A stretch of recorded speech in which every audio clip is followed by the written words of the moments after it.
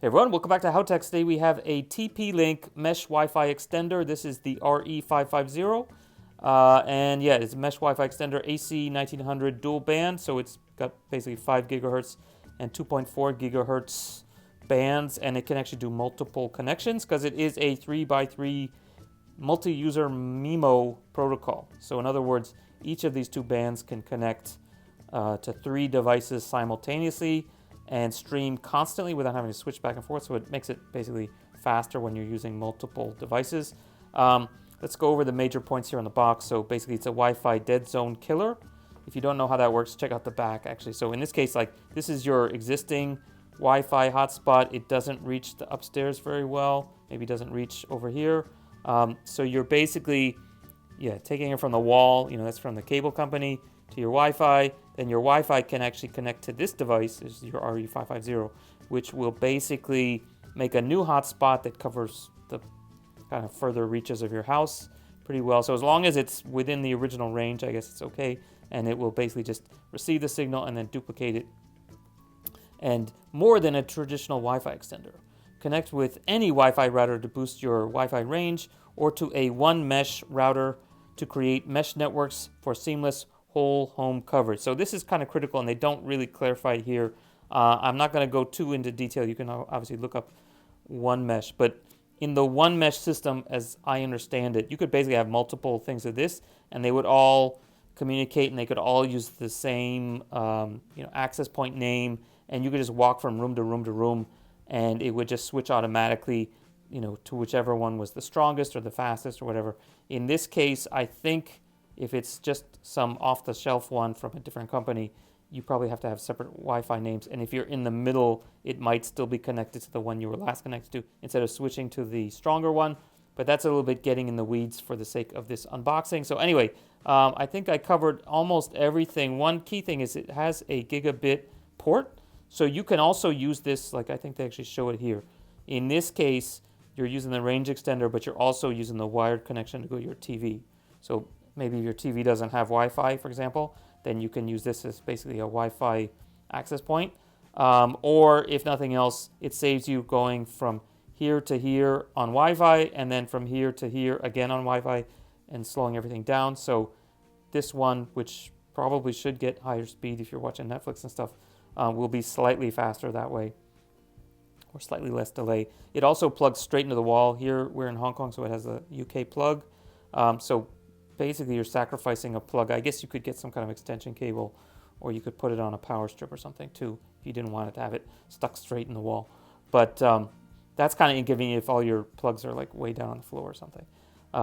Anyway, so it also has a few bells and whistles, including smart signal indicator. So from what I understand, when you're deciding where to place it, you want to get it within this scope of the original one, but not too far out so the signal's too weak, and not too close because then you're basically not using the full, you're not extending the full range. So it'll tell you kind of the sweet spot where you're just far enough so that the signal's still fast, but not too far that it's actually getting weak or something like that. So anyway, it's got some bells and whistles like that. It can also do access point mode. So in this case, you can connect it, basically you can turn it into this thing. So you can connect it straight from the wire to make an access point that other things can connect to instead of just repeating Wi-Fi. So that's kind of handy. So basically this is a Wi-Fi router, in other words. Here's your MUMO. It can actually do 6 streams, so 3 at 2.4 and 3 at 5 gigahertz. That's great. High-speed mode. This is actually interesting. You can actually use both bands at the same time on a single device. So you're getting 5 gigahertz speed and the slower 2.4 gigahertz speed, but it's on the same device. So it's basically supercharged. So whatever, it's like 13 plus. So I guess that's where the 1900 comes in. It's like adding the two, sort of.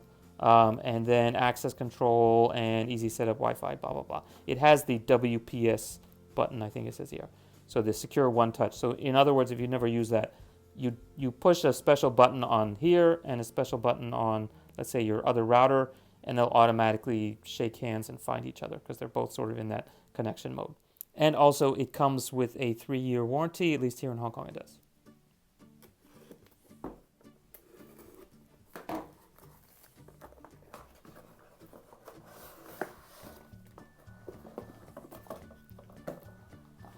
So, of course, you want your instructions. Here's our English version at least. So yeah, the instructions seem relatively simple. So you basically set it up as close as possible. So just plug it in right next to there, get the app connected correctly, and then relocate it, and then enjoy, and you're all set. So yeah, some more detail on one mesh, etc. So unfortunately, I don't have a TP-Link router, so I don't think I can do the one mesh. And let's take a look at the device. So this should be basically just the device. There's not any accessories or cords or anything because the plug is basically built right in. So that's great, but like I said, you're stuck wherever your plugs are. So if your plugs are on the floor, you're kind of screwed. You have to use an extension cable anyway. And then this is your antenna flipping open, I guess. I could imagine like pets and small children just breaking these things off. But yeah, that's basically it. And it's got a button and power, and then this showing the speeds of the connection. And LED, you can turn. That's good because like I don't want this thing lighting up my hallways at night. And the power button, and there's your gigabit connection. So yeah, there you are. Not much to it, but not too bad. Okay, if you guys have any questions or comments, please leave them in the comment section below, and we'll see you next time here on Howtechs. Bye.